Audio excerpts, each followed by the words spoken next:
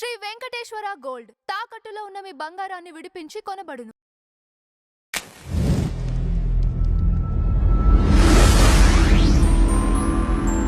నమస్కారం గురుదేవ. శ్రీమాత్రే నమః. గురుదేవ, నైరుతి దోషాలు ఏమిటి? నైరుతిలో ఉండాల్సినవి, ఉండకూడనివి. నైరుతిలో ఇల్లు ఏ భాగం ఉండాలి? మాస్టర్ బెడ్రూమే ఉండాలా, లేకపోతే వేరే ఏ గదిగానైనా నైరుతి గదిని వాడుకోవచ్చా? చాలా మంచి ప్రశ్న వేశారండి. మనకి నైరుతి విషయంలో శాస్త్రంలో చెప్పినటువంటిది ఏంటి అంటే, నైరుత్యతు శస్త్రగారు అని చెప్పారు. అంటే నీ యొక్క శస్త్రాలని నైరుతిలో పెట్టుకో. అంటే నీ పనిముట్లు. నువ్వు ఒక జాబ్ చేస్తున్నావు, నేను ఆస్ట్రాలజర్ అండ్ వాస్తు కన్సల్టెంట్. నా యొక్క కంపాసు, నా ల్యాప్టాపు, నాకు సంబంధించిన డిజిటల్ మీటర్ ఇవన్నీ అక్కడ పెట్టుకోవాలి. ఎగ్జాంపుల్, ఒక సాఫ్ట్వేర్ ఎంప్లాయ్ ఉన్నాడు, అతని ల్యాప్టాప్ పెట్టుకుంటాడు. అది ఒక రైతు ఉన్నాడు, అతను నాగల్ నైరుతిలో పెట్టుకోమని చెప్పారు శాస్త్రంలో. అయితే నైరుతిలో మరి బెడ్రూమ్ కట్టుకోవచ్చా కట్టుకోకూడదు అంటే కట్టుకోవచ్చు, తప్పేం లేదు. కానీ శాస్త్రంలో చెప్పింది ఏంటంటే దక్షిణే సయంతత, అంటే దక్షిణం వైపు తలబెట్టుకుని పడుకోమని చెప్పారు. సో దక్షిణాన్ని కూడా మనం బెడ్రూమ్ కింద తీసుకోవచ్చు. నైరుతిలో మాస్టర్ బెడ్రూమ్ కింద కట్టుకోవడంలో దోషం అయితే ఏం లేదు. అయితే ఇక్కడ ఉండే దోషాలు ఏంటో చెప్తానండి మీకు. ఇక్కడ నైరుతి భాగంలో గృహం కట్టుకున్నప్పుడు, అంటే నైరుతిలో ఎవరినైనా పడుకోబెట్టమని చెప్పారు శాస్త్రంలో. గర్భవతిని కనుక అక్కడ నిద్రింపజేస్తే ఫ్రీ డెలివరీ అవుద్దని చెప్పారు శాస్త్రంలో. రాహు అధిపతి కదా, రాహు ఈజ్ ఓపెనింగ్ అనమాట. అంటే చాలా ఈజీగా వాళ్ళకి బయటికి రావడం, శిశువు రావడం జరుగుతుందని. నైరుతి ఇప్పుడు ఒకప్పుడు పూర్వంలో నైరుతి భాగంలో చీకటి గది ఒకటి ప్రత్యేకంగా కట్టేవారు నైరుతిలో.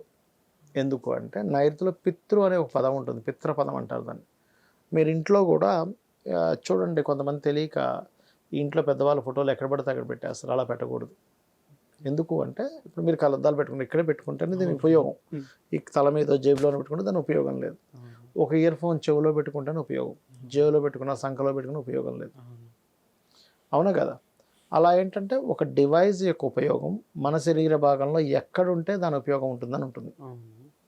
ఇప్పుడు బాగా జలుబు చేసింది, ఇన్హేలర్ తీసుకొచ్చి ముక్కులో పెట్టుకుంటాం, చెవులో పెట్టుకోగా, అంతే కదా. అలాగే మనకి పితృ అనే పదం ఉంటుంది. మీరు వాస్తులోకి వెళ్తే కనబడుతుంది. సరిగ్గా నైరుతిని రెండు భాగాలు చేస్తే పడమర వైపు ఉండే నైరుతి భాగంలో ఉంటాడు పితృపదం. అందుకే ఎవరైనా ఇంట్లో చీకటి గది ఎందుకు కట్టేవారు ఒకప్పుడంటే, ఈ ఆత్మ సంబంధించినటువంటివి, ఈ పితృదేవత సంబంధించినవన్నీ కూడా చీకట్లో బాగా పనిచేస్తాయి. అందుకే చూడండి, ఈ ఆత్మలు ఇవన్నీ రాత్రిప్పుడు ఎక్కువగా వస్తాయి, ఎవరికైనా పట్టుకోవడం కానీ ఇవన్నీ పగల టైం కంటే కూడా. అంటే అటువంటి వాటికి శక్తి అప్పుడు పెరుగుతుంది. అందుకని మన వాళ్ళు ఏం చేసేవారు, నైరుతిలో చీకటి గది పెట్టేవారు. ఇప్పుడు అంతా అపార్ట్మెంట్ కల్చరు, అంతంత సపరేట్ పెద్ద పెద్ద గదులు కట్టుకునే అంత ఇది కాదు సిటీ కల్చర్ అంటే. ఒకే ఇంట్లో డబుల్ బెడ్రూమో త్రిపుల్ బెడ్రూమ్ కట్టేసుకుంటాం. అప్పుడు నైరుతి గదిని చీకటిగా ఉంచాలి. నైరుతి కనుక పెద్ద పెద్ద బాల్కనీస్ పెద్ద ఎక్కువ వెళ్తుంటే ఏమవుతుందంటే యాక్సిడెంట్స్ అవ్వడం, ఇబ్బందులు రావడం జరుగుతాయి నిజంగానే. అందులో తప్పేం లేదు. అందుకని మన వాళ్ళకి ఏం చెప్తారు శాస్త్రంలో అంటే, బాబు నువ్వు నైరుతిలో మాస్టర్ బెడ్రూమ్ ఉన్నప్పుడు అది వీలైనంత మటుకు నువ్వు నిద్రపోవడానికి వాడు చీకటిగా. నార్మల్ టైంలో నువ్వు లైట్ ఆపేసి తలుపు పెట్టేసి ఉంచేసి నీ పని నువ్వు చేసుకో. ఎందుకు అంటే పితృదేవతలు మనకు ఎలా అయితే దేవతలు మనల్ని అనుగ్రహిస్తారో పితృదేవతలు కూడా అనుగ్రహిస్తారు మనల్ని. ఆ లలిత అమ్మవారే లలిత సహస్రనామాలు చెప్పింది స్వాహ స్వద, అంటే స్వాహ దీంట్లో దేవతలకి, స్వదా రూపంలో పితృదేవతలకి. శాస్త్రంలో ఉన్న విషయం ఏంటంటే, మీరు గనక పితృదేవతలకి చేయకుండా కేవలం దేవతా పూజ చేస్తే దేవతలు కూడా కరుణించరు. ఎందుకు కరుణించరు అంటే చిన్న ఎగ్జాంపుల్ చెప్తా చూడండి. ఇప్పుడు మీరు ఉన్నారు, మీకు ఒక ఫ్రెండ్ ఉన్నాడు అనుకోండి. మీ ఫ్రెండ్ వాళ్ళ తల్లిదండ్రులను చూడకుండా మిగతా అన్ని బాగానే చేస్తుంటే మీకు ఎలాంటి ఇంప్రెషన్ కలుగుతుంది దాని మీద? చిచి వీడేం ఫ్రెండ్లా, సొంత తల్లిదండ్రులను చూసుకోవట్లేదు, అసలు పట్టించుకోవట్లేదు, వాళ్ళు తిన్నారో లేదో కూడా చూడట్లేదు, వీటితో మనకు ఫ్రెండ్షిప్ అవసరమా అని అనిపిస్తుంది మీకు. అసలు మనం ఫ్రెండ్గా ఉంచుదామా, హాయ్ బాయ్ వరకు పెడదామా అని మీరు ఒక్కసారి ఆలోచిస్తారు.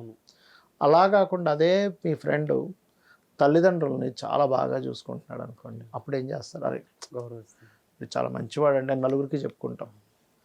అలాగే దేవతలు ఏం చేస్తారంటే, నీ పుట్టుక ఎక్కడి నుంచి వచ్చింది? నీ తాత వల్ల నీ తండ్రి పుట్టాడు, నీ తండ్రి వల్ల నువ్వు పుట్టావు, మీ తాత మీ ముత్తాతల వల్ల పుట్టాడు. అంటే యాన్సిస్టర్స్కి ఎవరైతే గౌరవం ఇస్తారంటే ఏం చేస్తారు? పితృదేవత కార్యక్రమాలు చేయడం, సంవత్సరీకాలు అవి చేస్తుంటారు కదా, లేకపోతే అమావాస్య వచ్చినప్పుడు పితృదేవతలకు ఇవ్వడం చేస్తుంటే అప్పుడు వాళ్ళు వీడికి వాల్యూస్ తెలుసు, యాన్సిస్టర్స్ని గౌరవించాలని వీడికి తెలుసు, వాళ్ళని పూజించాలని తెలుసు అని చెప్పని వీళ్ళు ఈ దేవతా అనుగ్రహం కూడా కలుగుతుంది. శాస్త్రంలో ఏంటంటే నువ్వు ఎన్ని పూజలు చేసినా చేయకపోయినా తల్లిదండ్రుల పాదాలకు నమస్కారం చేసుకోమని చెప్తుంది శాస్త్రం. అందుకే కదా మనకి గణపతి స్కందుడికి సంబంధించినటువంటి దాంట్లో గణపతి వాళ్ళ చుట్టూ తిరుగుతాడు. అంటే ఏంటి, తల్లిదండ్రులు చుట్టూయే నీకు సకల తీర్థాలు సకల క్షేత్రాలు తల్లిదండ్రుల్లోనే ఉంటాయి. ఎందుకంటే ఈ భూమి మీద నీ మంచి కోరేది తల్లిదండ్రులే ఫస్ట్. దాని తర్వాత ఇంకుంటారు, మీకు బాగా భార్య ఉండొచ్చు, అన్నదమ్ములు ఉండొచ్చు, కొంతమంది అన్నదమ్ములతో గొడవలు ఉండొచ్చు, చెప్పలేవు. కానీ తల్లిదండ్రులు మాత్రం ఎవరికో మాతృదోషం పితృదోషం ఉంటే తప్ప, బట్ తల్లిదండ్రులు 99% వాళ్ళ అనుగ్రహం ఉంటుంది ప్రతి ఒక్కరికి కూడా. అలాంటి అన్స్టస్ సంబంధించినటువంటి పితృ అనే పదం నైరుతిలో ఉంటుంది. కాబట్టి మన వాళ్ళు పటం అక్కడ పెట్టుకోండి అని శాస్త్రంలో చెప్పబడింది.